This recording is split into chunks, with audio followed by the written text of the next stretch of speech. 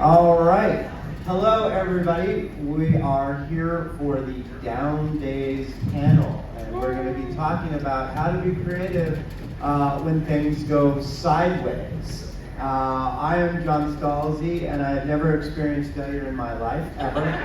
So I don't know why I'm on this panel. But I do have two fabulous co-panelists here with me, and I'm going to let them introduce themselves and very briefly talk a little bit about themselves before we dive into questions. We will be talking for about a half hour, and then we're going to open up to audience questions, and I'm going to give you the audience rules now, and I'll repeat them later. Questions in the form of questions. Questions are one-part questions, and questions are as short as you can possibly make them. And the reason for all three of those is that there's almost always a line for questions, and we want to get through as many as possible in the time that we have allotted. So thank you for cooperating in advance. So let's start with introductions. I'll start to my left. Hi everybody, my name is Ellison. I'm an author and writer, primarily science fiction, but also horror and thriller. I have 6 published books and a couple hundred published short stories, and you don't put up numbers like that without some failure, so we can talk about that today. My name is Open Mike Eagle. I'm primarily known as a rapper, does TV writing, do a bunch of podcasts. I've done just about anything that was offered to me in the creative world, and that means I have failed in many, many different genres. So I feel like I got a lot to say on the subject. Sure. Okay, I'm going to start with actually just the big questions. So spoiler alert, we're going to give the big answer right up front. Ultimately, is it necessary or even desirable to have these disappointments and setbacks in your career? I mean, can they have an upside or a learning component, or is that just something that we say to rationalize when there's a fuck up? Well, I'll say what that makes me imagine is what it would have been like if everything I've ever done went awesome. Yeah.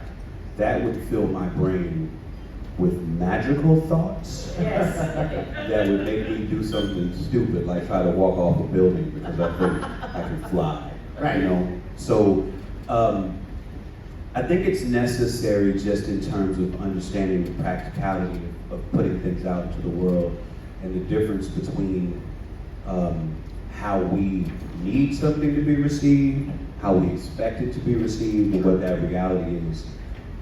Because as creators putting stuff out into the world, that's the calculus we're always having to deal with to more fine-tune what we make. I think, as a writer, you realize pretty early on what you can do. The only way to write and keep writing is to believe that you're pretty good at it and that people want to read it, and you know what you can do. Until you fail, you don't really know what you can't do. You will be informed on that, not by yourself, not by your pride, but by your audience. They may not be interested in the thing you have done, or your editor, or your agent. And you really get a sense of the shape of the thing, of your talent and your place in the world through both of those experiences. I know what I can do, and I know that I can't do. There is also a beautiful state that you experience as a new artist where you don't yet know what you can't do. And a lot of us spend a lot of time trying to recapture that state of mind to go back to the place where we didn't know how we could fail. And if you fail enough, that hole gets smaller and smaller. Yeah. I'm gonna want to return to that in just a second, but my thought about this is that statistically speaking, creative people fail for whatever measure you want to have failure more than they succeed. As a writer, when you submit things to magazines or wherever, you're going to pile up the rejections high. And it is one of those things that is often not about you. It's often, the editor has 12 slots to fill and 800 submissions and 5 stories with the same theme that month. So which ones are they going to pick and which ones are they not? And all that sort of stuff. So you could have done everything right. And still fail. And knowledge of that fact, that our fields, writing, music, art, whatever it is that you're doing, are just festooned with what is typically seen as failure, is something that's just a daily occurrence and something that you have to deal with over and over and over again. And if you can't accept that failure as part of that process, it's going to be a very, very rough road. Yeah. Yeah. To go back to the thing where you're saying when you start off, you have no idea of the things that you can do, right? The next question I had really was talking about those startup disappointments and anxieties. The early days of your creative career are ironically going to be the ones that are like the most filled with the uncertainties and disappointments. Is there anything in particular from the early days that sticks out for you about a particular failure, and what was it, and what did it bring to your brain? The hardest part of being a published author, in my opinion, is finding an agent. The rest of the process is not that hard. The agent is the person who opens the door. Trying to get an agent, the process of sending out your query and versions of your story and saying, please look at this, it's like taking the worst, most unflattering nudes you've ever shot in your life, like overhead, fluorescent lighting, bad angles, the whole thing, and sending it out to 100 strangers and saying, please respond. The process is demoralizing, and it's full of judgment and difficulty, and it's the same odds. The agents get thousands of queries a day, and they're wading through, and 80 of them are alike, and 6 of them are written by ChatGPT. And even if you're one of the best ones they saw that day, the odds are slim. So my first novel, when I wrote it in 2014, I sent out to over 100 agents. I mostly got nothing back, not rejection, but silence. And the rejections that I received were form rejections, which does not fill you with hope or belief that anybody actually looked. I published my first book without an agent. I went with a very small indie publisher who would take an unsolicited manuscript. And the weirdest part was, after the book was published and won an award, I started to hear back from some of those agents for the first time around. Feels good, not gonna lie. But that difficulty of knocking down the door without somebody to open it for me will stick with me for the rest of my career. It keeps me humble. Yeah, those early ones are tough. When I think about my early disappointments, what they mostly make me reflect on is how grandiose my ambitions were for no reason in the first place. I remember thinking that, oh, my aesthetic is so sophisticated and polished, and I'm about to do this thing with rap music that nobody has ever done, so everybody's gonna love it. And what you come to understand is, part of the reason that part of the reason I found myself doing something that nobody was doing, that also meant mathematically a lot of people weren't asking for it. Like a lot of people liked what was there. They weren't necessarily looking for an alternative product. So, a lot of my early knocking my head against the wall was about realizing that, no matter how significant these thoughts and these ideas were to me, it wasn't realistic for me to believe that they were going to change the music. Sure. And so, it's just with that beginning to attune my expectations to what's more practical, and like we said earlier, beginning to actually understand my strengths. Because the other thing is this, it's not necessarily about what you think you're providing. A lot of that, especially in music, a lot of what I thought I was providing was stuff that was coming from very cerebral, front brain thinking. But as I got deeper into actually creating music, it became a lot more about feeling, a lot more about emotion, a lot more about that level of authenticity. And you can't be caught up in having very defined expectations of how that is received. It's more about, in my position, understanding how to feel gratitude that it resonates with whoever it resonates with. What do you think about, particularly with startup, when I started writing? I mean, I came in with a massive ego. Hard to believe, I know. It's really impossible to imagine me that way. No, never the humble man before you. But one of the things that I learned basically was part of the reason that I was like, I'm going to show you something you've never seen before, was not even so much that I was doing anything different, but that my domain knowledge, the knowledge of the field that I was coming into, was actually far more circumscribed than I had even possibly imagined. Yeah. And so I guess the thing is, when you come, there's a difference, it seems to me, when you're starting out, there's a difference between you start off almost on the outside looking in, and then when you come in, It's much bigger than you thought it was. You see new artists make this mistake all the time. They say, no one's ever done anything like this. I'm the first person like me to do this. And this is a new idea. This is a new formal choice, a new format. It's not. When you get inside, you just cringe at all the times you thought you were original. But the domain is huge. You couldn't possibly know all of it. And when you start to know more of it, you realize you're original in your own way, but you're hardly the first. right, yeah. I want to add my own anecdote to the agent story. Oh, let's hear this. So I actually sold Old Man's War and a book to be named later, which became the Android Dreams tour. And I had been told that it's never easier to get an agent than when you've already sold the book, because then you go to them and say, it's a done deal, It's a done deal. but I need you to vet this because I don't understand any of this stuff, right? So I sent my stuff to who I thought was my dream agency, Oh, right? that's never good. And I'm like, hello, here I am. I've got a 2-book deal with Tor. All you literally have to do is look at the contract. And they're like, okay, well, send the book. And so I sent them Old Man's War. And then I heard nothing for like 3 weeks. They will let you hang there. With Yeah. a deal in hand, with money on the table. With money on the table. And then they were like, and then finally I was like, hello, it's been 3 weeks. Much more polite than that. Of course. But, and they were like, yeah, no, we're gonna pass. Oh. And I'm like,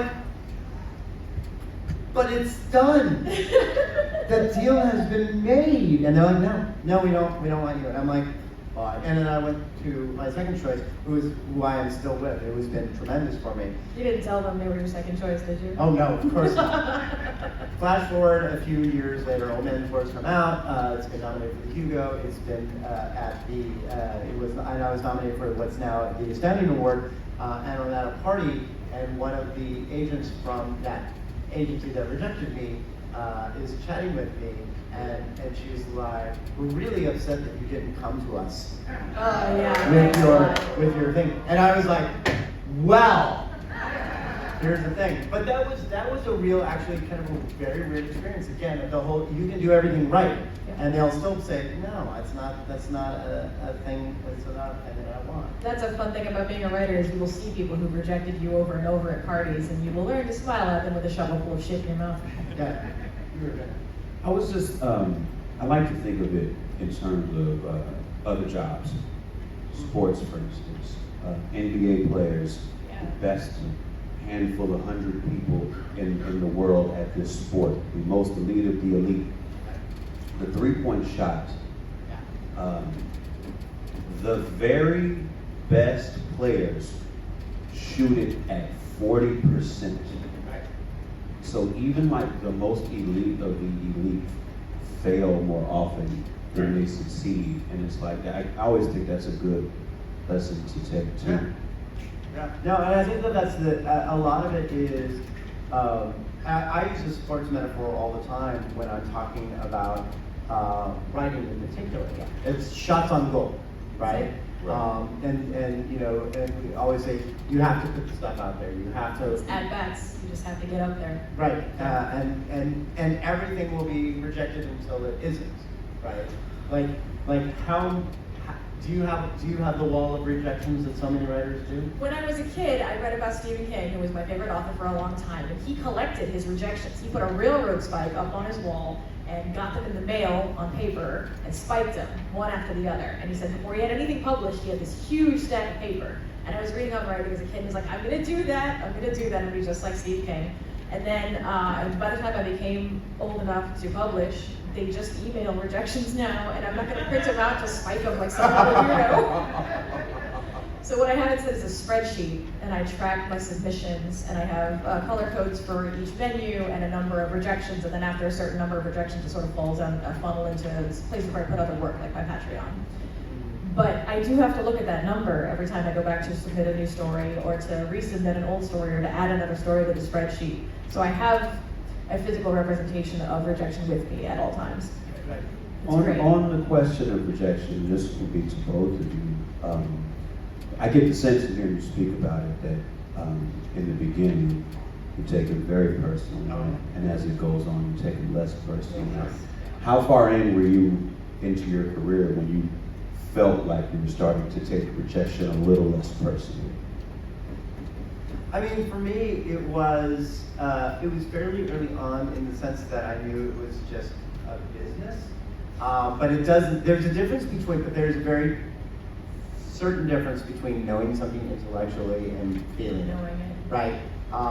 And it really has been, and it is compounded in my particular case again by the massive, ridiculous fucking ego that I have, right? Where it's just literally like, don't you understand? This is me, and I did this thing for you, and you don't want it? Really? Is that a thing? And so that really got.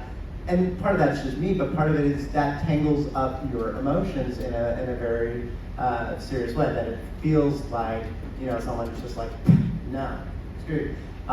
So it took a while, and there are still specific rejections. I don't want to establish that I'm okay with every rejection now, because even if 90% of the rejections are now, okay, fine, I get it. There's always that 1%, the one that you're like, oh, I have this in the bag, or it's like, oh, I have such desire for this, and then when it goes out, you're like, I need to go get a tub of ice cream and take a really long walk. It's, in the beginning, I thought, like baptism by fire, right? I'm gonna get rejected 100 times this year, and I will get used to the sensation, and I won't feel it anymore, and that is true. And then you level up, and the challenges get harder, and the puzzles get trickier, and the bosses get bigger. So you think you're over rejection, and then you get your first book turned down by your publisher, not short story, but book. And you think you're over rejection, and then you get nominated for the Nebula, and you lose.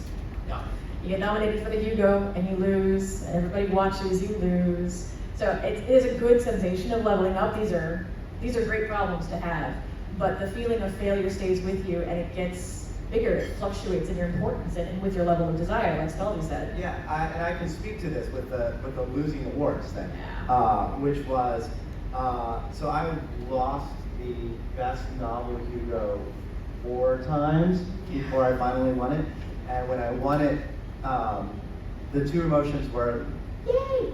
But the other emotion was like, thank God, right? Because it gets in your brain. It's like, there's only so many times they're ever going to nominate you for this thing, and that thing of an inadequacy. So yes, it's like the thing of the everybody wants the higher class problems, but the higher class problems are still hurt. They still hurt. And that's that 40% free throw statistic you were talking about. The average number of nominations for a Hugo before a win is 8. When you start to lose it, you strap it. Yeah. How about you? In hearing you all discuss it, I'm reminded of the difference in mediums and the difference in business structures. I deal with record labels, and I don't deal with major record labels. I deal with independent record labels where there's a relationship there. We see the value in each other already. Typically, there's an open door. We put products into the world. So my disappointment usually will come on the back end. My disappointment is in how people feel about it. Yeah. And so, early on, I was very much the sort of person who had to read every review and took it very personally. Read every YouTube comment, every article comment, and be high on the compliments and super down over all of the detractors. And so, I'm certainly at a point now where there's no part of me that wants to read the YouTube comments. Like, there's nothing in that. I'm for so me. glad for you and your journey. Yeah. That was a rough road to get there. Yeah. But I think the bigger challenge for me is that, reception from people. Is there a consensus to it? And if the consensus is overwhelmingly negative or meh, right? How much of that do I bring back into my process? Yeah. Because I still kind of have to judge the work that I'm making too, and there's some sort of way in which people's feelings about my work, especially if I want them to be paying customers, Right. that has to figure into the calculus of what I'm doing. This actually goes right into the next question that I have listed down. I wrote out a whole bunch of questions because I'm, former journalist, so it's like always come prepared with questions, which is talking about the individual projects. There's a quote, a very famous quote from screenwriter and novelist William Goldman, who you know from Princess Bride, and he said nobody knows anything. Right? He was talking specifically about the movie business, where you will get all the people together. They will be making a movie adaptation of a hit of a hit book, and they'll have an A-list director, an A-list star, all of this sort of stuff, and it can't miss, and it misses spectacular things like Bonfire of the Vanities, which was one when I was growing up. It had Tom Hanks, it had Morgan Freeman, it had Melanie Griffith, directed by Brian De Palma from Tom Wolfe novel. Everybody was expecting it to be The biggest thing. yeah, and it was going to win all the Oscars and stuff like that. And it came out, and it was just a flaming pile of dog crap. And everybody who was there making it at the time was like, oh yeah, this is going to hit real big. Yeah. But nobody knows anything. So in your own life, have there been projects that you felt were like, this is it, this is the can't miss project, and it just missed? And the question for that is, how do you bounce back from it? Or is bouncing back from something like that even just kind of a problematic way of thinking about it? So. I wrote a great novella. I sold it to a small publisher, and I was very excited about the sale. And it's about a mad scientist shrinking the homeless so they can live in model train villages. Still not out. Here's the fun part. The publisher who bought it reneged on my contract and dropped me out of the sky. Me and about 3 other novelists at the same time, in the midst of a pretty spectacular personal self-destruction, which was so much fun to watch. But there isn't any bouncing back from that. When you carry around a work that you care about deeply, that has, you thought, achieved success, and then you have to live with it as a failure, you don't want to look at it. I didn't want to revisit it. I didn't want to edit it again. I didn't want to show it to another editor. I didn't want to expand it, for God's sake, into a novel. That's a bad idea. I don't believe in inflating something. Yeah. So this is one of those things that I've kept in my back catalog of things that I submit for like 4 years now. Admittedly, 3 of those have been pandemic years, so not much is happening and time isn't really passing. But I find that the sense of bouncing back is really the sense of starting over. You are at the place where you began, but you are sadder than when you began it. So it's not the term I would use, no. Yeah. In 2018, I had the great privilege of being part of this television show called The New Negroes with Baron Vaughn and Open Mike Eagle. And I had found myself in this position because Baron Vaughn had been doing this comedy show called The New Negroes, and he'd asked me to co-host it with him in festivals all around the country because he liked our bands and he liked my musical contributions.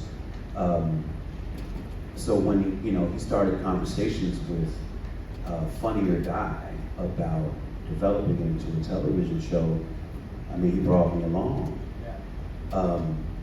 And so we got Funny or Die on board and started pitching it around town. And you get a lot of passes, but we got 2 yeses, one of which was Comedy Central. Oh. So, and not only did they greenlight us for a pilot, they greenlit the entire first season. And they gave us a season order before we even Oh, man. taped, written, or word. Right.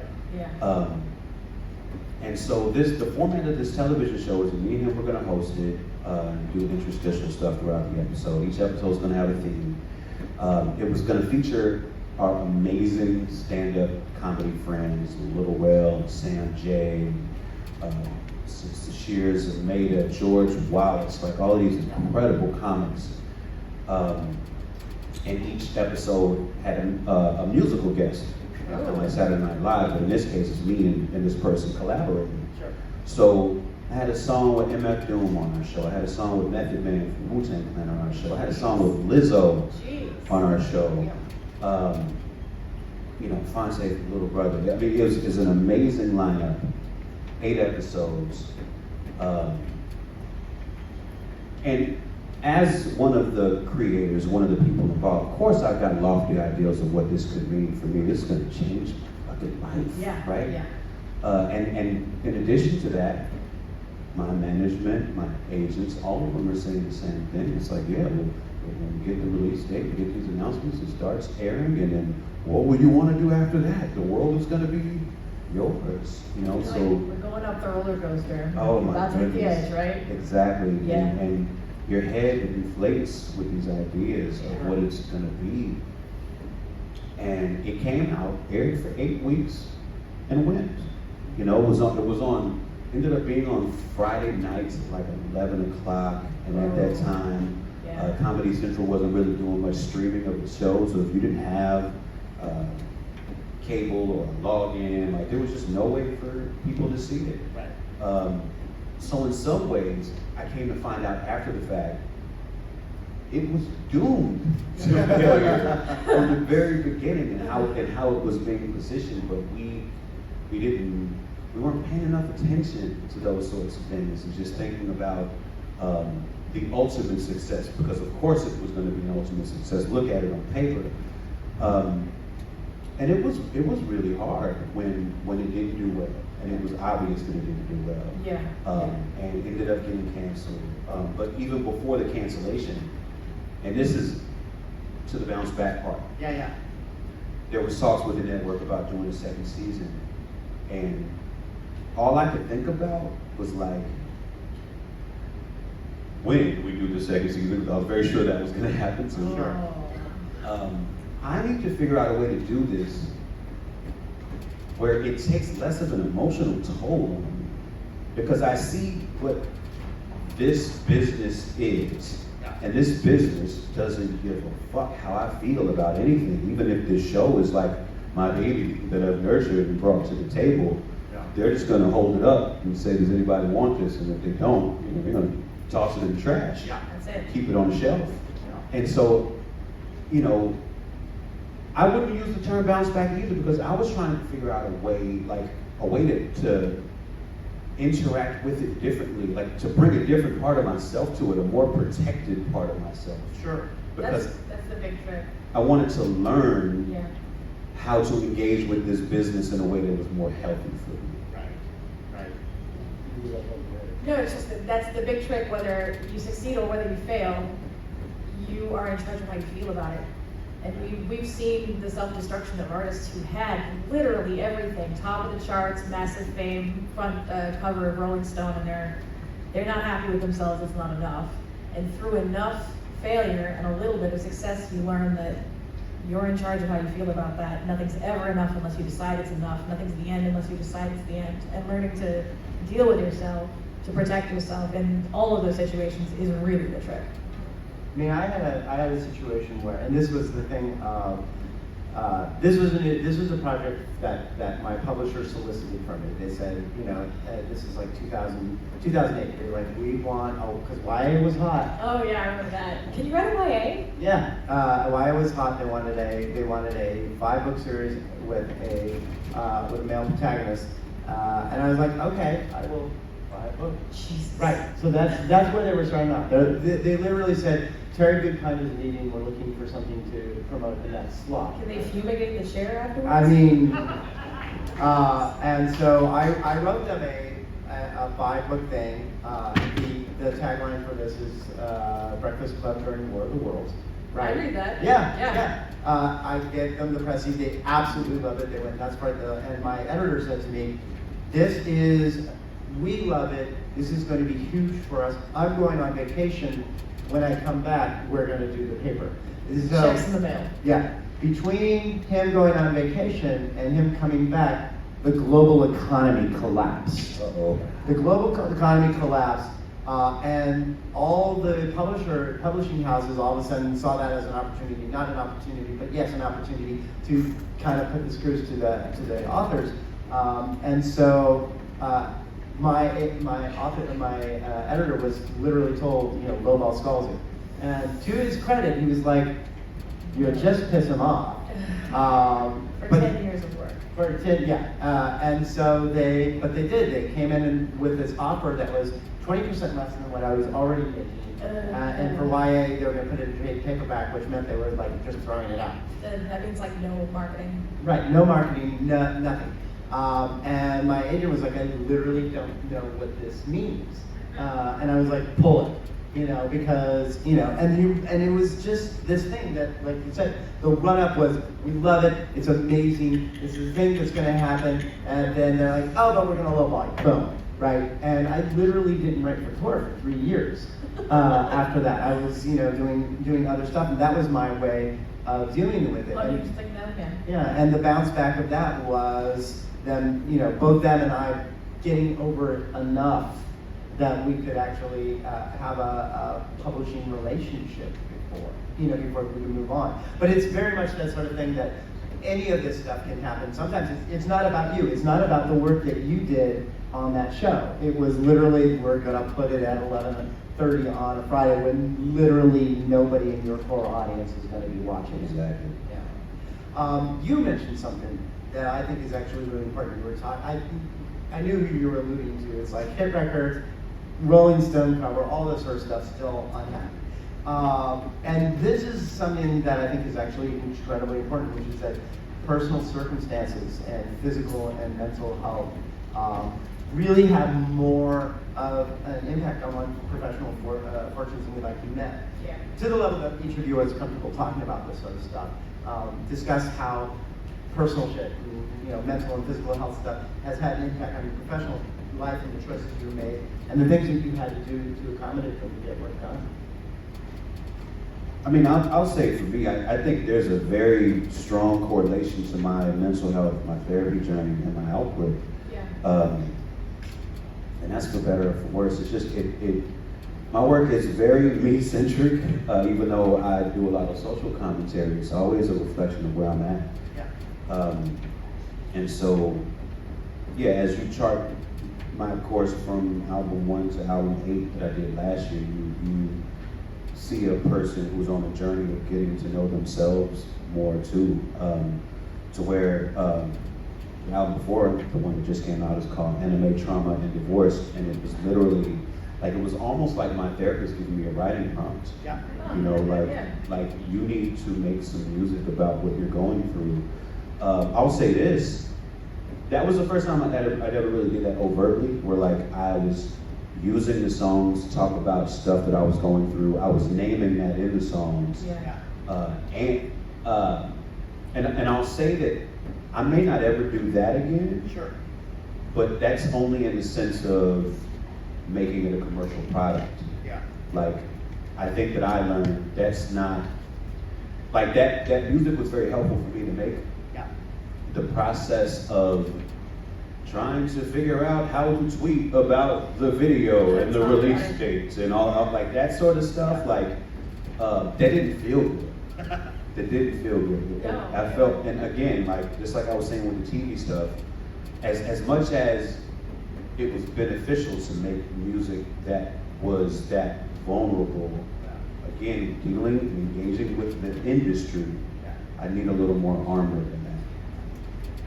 I kind of did something similar. I wrote a YA book called Find Layla, and it's written a lot from my experience. I had a difficult adolescence, I had terrible parents, and I was out on my own at 14. And I didn't want to write that as a memoir, so I wrote it about a fictional kid who has a YouTube channel, and it helped me process it out, and it helped me deal with some stuff that I didn't know how to deal with any other way. And then you got to talk about it. You have to tweet about it, you have to do interviews and podcasts, and Vanity Fair runs it in their magazine and they want to talk to you about it. And performing it publicly is really difficult. When you engage with a piece of art where someone's talking about the ways that they are different or the ways that they are oppressed, try to remember that some morsel of that inside is still quite raw. And as an artist, that it provides you with rich veins of content. There's incredible stuff in your own pain, but then you have to live with it. You have to live with it on your back where everybody can read it like a tattoo. We're going to go ahead and open up to questions. We do actually have to finish on time because at least some of us have to go up to the signing thing.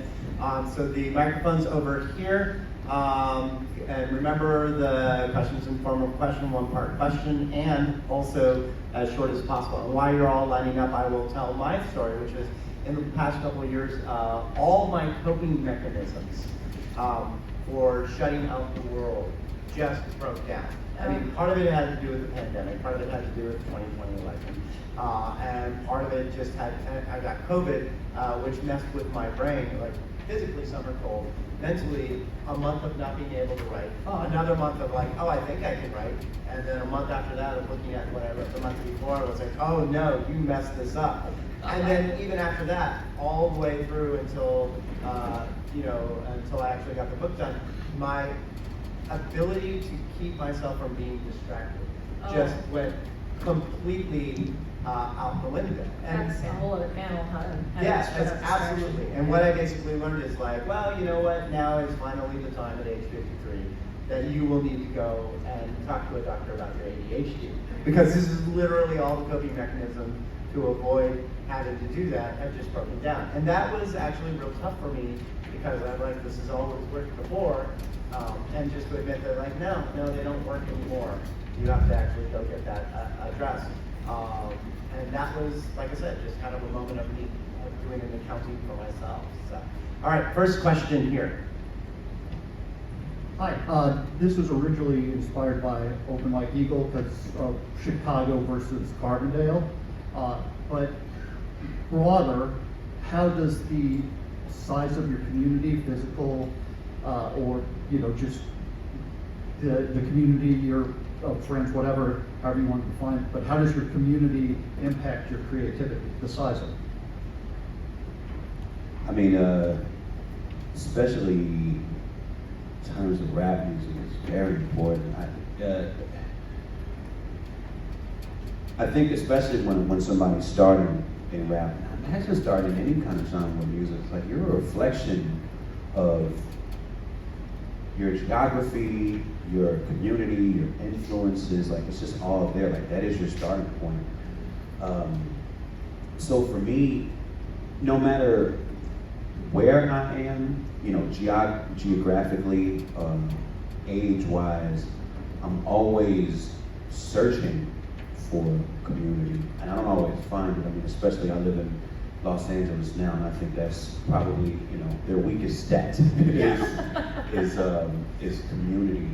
So I have to put a lot of intention into building, into making sure that I get together with my friends that are creative and we make stuff together, so I don't stay siloed. It's just really important for me to stay in touch with some context and some people who know me. Because that just helps me make work that's more grounded, that I feel more satisfied about. Next question. Thank you. Would you all tell us a little bit about when you're considering an opportunity that is in front of you, what your guiding principles are for whether or not it is the right one or if it's definitely the wrong one? Honestly, the thing that I've learned is I read it, and if I'm not immediately like, oh shit, yeah, right? Then the answer is no, because, and that's with anything, whether it's a writing project, whether it's an invitation to go to a convention, whatever it is. If I'm not just immediately like, yes, I want to do that, then I turn it down, because the obligation is a long time. And you'll be trapped in it. And talk about down days. Yeah. When you have said yes to something that you were sort of indifferent about, and then all of a sudden, Now you gotta do it. now you gotta do it. Yeah, so that's me. I think that enthusiasm is the hardest thing in the world to counterfeit. And very much like Scalzi, if it's not a fuck yes, it's a no. I do a lot of stuff that if I think that it's fun and there's some opportunity there to meet some new people, be in different circumstances than usual. But typically, it's actually taken me a long time to get to this point. But it really is about the size of the offer. It really is, and it took me a long time to get there because it took me a long time to understand how much my time costs. Yeah. Yeah, Oh, yeah. that's It huge. really has. So now that is one of the most important factors. Is this thing that someone wants me to do? Are they going to compensate me for the amount of my life it's going to cost for me to put into it? I literally had to assign a dollar value to how much I cost by the hour. Yeah. Like if this is gonna cost me this many hours, is it worth it? Yeah. Now, I post a word rate on the thing that is almost extortionate per word, and it's because if you can't meet it, then the answer is no, because you can't. That's how much my time is worth. Next question, thank you. Thank you. Referencing back to early on, open mic, when you said something about the response of the audience and if it's met, how have you personally handled it when something isn't a spectacular failure, isn't a great success, it's a success but not enough, not what you hoped for or expected, but it feels petty to complain? I'll another reason it's important to have a community, because it's great to have some people to share your petty complaints with. Yes. It's very Group important chat. for your mental health. Essential. Exactly. But I think for me, like, I'm just the kind of person, it's the way my mind works. It's really important for me to try to understand how things work. And so when I encounter one of those sorts of responses, I really try to think about why. And like, there's a project that I put out once, and it was met with that sort of response. And I thought it was a really strong project, but people didn't really respond to it. And when I thought about why, I realized there was this entire story to this project that I had decided not to tell anybody. Oh, And because I thought that people might enjoy trying to put the puzzle together and find it. And yes, and as the head shaking Bless to the your left heart. of me, we all find out most people do not want to make that sort of effort. So it was just an important lesson to be learned, and I'll never do that. Yeah, I really enjoy reading fan mail, and I think about the effort that someone overcame their reluctance or their hesitation or their shyness to reach out to me personally. So on each of my projects, I save screenshots of fan mail that I get, and when it's generally met, but one person tells me it changed their life, I use those to recharge. I reread them and say, okay, not everybody loved it, but that one person really needed it. Final question, and then we're ready to go. So, no pressure. Hey, so we've talked a lot about how navigating the industry and dealing with production from like external sources, but do you ever have the feeling of like having to reject your own work? Like say you've been working on this piece and you can't get the phrasing, pacing right, anything like that. Do you ever have to decide like, okay, I need to shelve this and possibly indefinitely? Do I just need to drop it? Do you find yourself falling into like a something cost fallacy and just obsessing over things? And you mentioned like fair to choose, like how do you identify when you're like, it's not even good for me to work on this anymore? I shelved an entire novel in 2020 because it just wasn't gelling. I wrote the first 10,000 words 6 times, and it just wasn't working. And then I couldn't focus on it, and I eventually realized that the process of sitting down to write on it made me unhappy. And so after a certain point, and I'm very aware of the sunk cost fallacy of, I should keep working and grinding it out. It will, but eventually I was just like, no, I have to let it go. And I have to tell you what I felt was, after, just having to wrestle this demon for, all this time and just letting it go, what I felt was relief. That's real. Yeah. I think that's easier for me. I make songs, a smaller unit of creative output. Yeah. So and I think an accepted and understood part of the process of making an album is you got some songs you make that stink, and you have to take them out of the sequence and put them somewhere else. Maybe refine them, revisit them later. But Exactly. Not every idea you have is a home run. So I think for me that's an easier thing to navigate. I definitely resonate with the relief of letting go of a bad project. It's not that you wasted your time, it's that you learned something else that doesn't work. Yeah, there we go. Thank you all very much for coming to this talk. Thank you, and I believe, do you have signing now? I will be going directly up to signing. Please bring me books. As am I, as are you. So, Crow's Nest, see you there. Thank you, everybody.